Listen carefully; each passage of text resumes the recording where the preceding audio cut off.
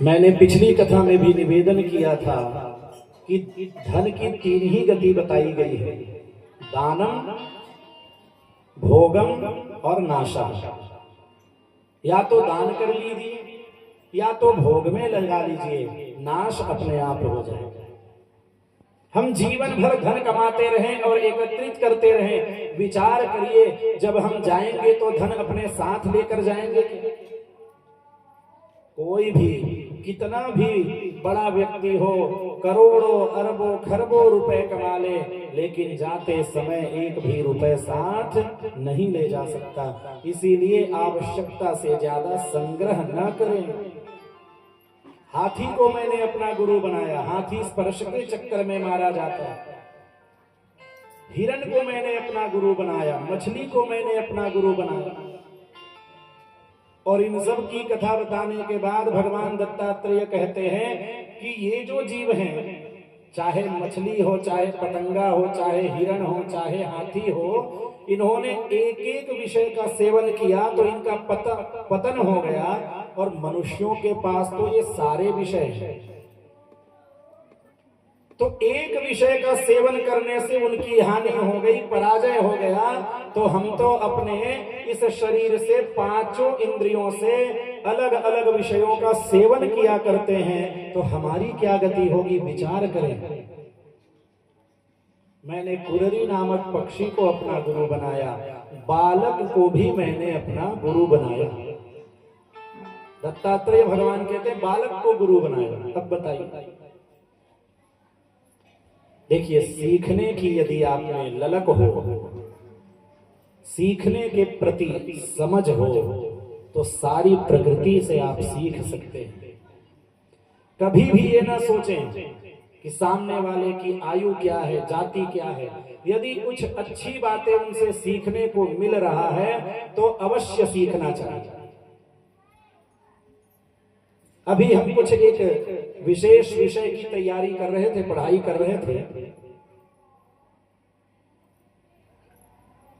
तो हम पहले अकेले पढ़ रहे थे। बाद में हमें कुछ भाइयों और बहनों का साथ मिला पढ़ने के लिए, जो कि आयु में हमसे छोटे थे।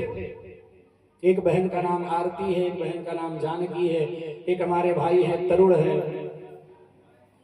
तो उनके साथ भी हम मिलकर पढ़ते थे, कभी वो हमें पढ़ाया करते थे, कभी हम उनको पढ़ाया करते थे।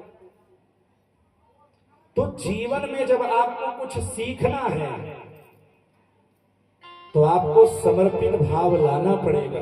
और आपके शिक्षक गुरु अनेकों हो सकते हैं।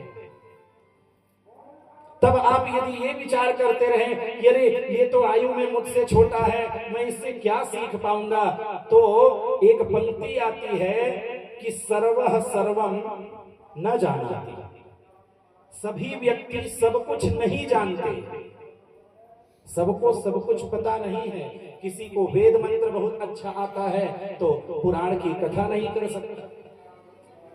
कोई बहुत अच्छे कर्मकांडी है तो वो श्लोक गाकर नहीं बोल सकते। कोई बहुत अच्छा गायक है तो वो प्रवचन नहीं कर सकते। कोई भी संसार में पूर्ण नहीं है। इसलिए हमें जहां से कुछ भी मिल पड़ता है उसे अवश्य ग्रहण करते चलना चाहिए। मैंने बालक को भी अपना गुरु बनाया, और बालक से क्या सीखा, तो बालक निर्लेप रहता है, निर्द्वंद्व रहता है, और सबसे बड़ी बात निश्चिंत रहता है। 1 साल के 2 साल के बालक को अपना काम करते हुए आपने कभी देखा है? नहीं देखा है। उसे पता है कि मेरे माता पिता मुझे समय से स्नान कराएंगे, समय से वस्त्र पहनाएंगे, समय से भोजन करा देंगे, और बस वह खेलता रहता है, घूमता रहता है, उसे अपनी चिंता नहीं रहती।